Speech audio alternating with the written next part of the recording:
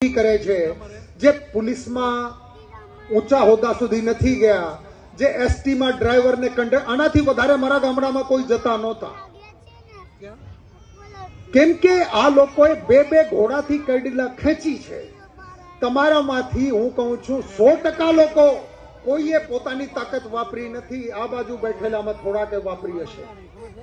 આમાંથી 100 horse power માંથી 5-6 horse power થી વધારે કોઈએ વાપરી નથી. નહીતર મુકેશ અંબાણી અને અડાણી અને બેજોસ અને ટેસ્લા વાળા આ બધાના નામ લેવાની જરૂર નહોતી. બિલ ગેટ્સ ની તમારામાંથી દરેક માણસ કરી શકે.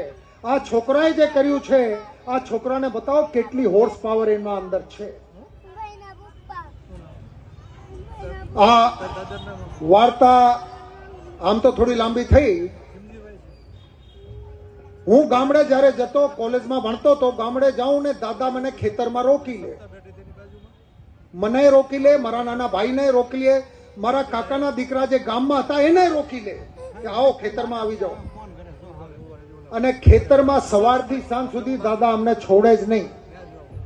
હવે આમ કરો, હવે આ, બીજું કઈ નહીં તો નિંદામણ કરે. શેરડી બહુ પાકતી હતી મારા ખેતરમાં કે આમાં એક પણ તણખા નહીં હોવા જોઈએ, નિંદામણ કરો. અને કપાસના ખેતરમાં એક પણ કઈ નહીં હોવું જોઈએ. આજુબાજુ વાળા અમારા દાદાને આવીને કહે કે આ છોકરાઓ કોલેજમાં સ્કૂલમાં ભણે છે એને કેમ તોડી નાખે છે, આખા દિવસ સવારથી સાંજ સુધી મજૂરી કરાવવાની. દાદાને 3-4 જણાએ જયારે કીધું કે ભાઈ આ છોકરાઓને એટલા હેરાન કેમ કરે છે, તો દાદાએ બહુ શાંતિથી જવાબ આપ્યું કે હું આ ખેતરમાં પાકનો ઉછેર કરતો નથી, હું પાક નથી પકવતો, હું છોકરાઓ પકવું છું, હું છોકરાઓના ઉછેર કરું છું.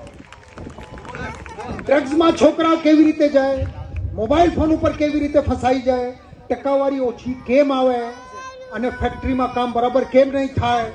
ઘરના વાતાવરણ એવા હોવું જોઈએ કે દરરોજ એને પૂછા કરો.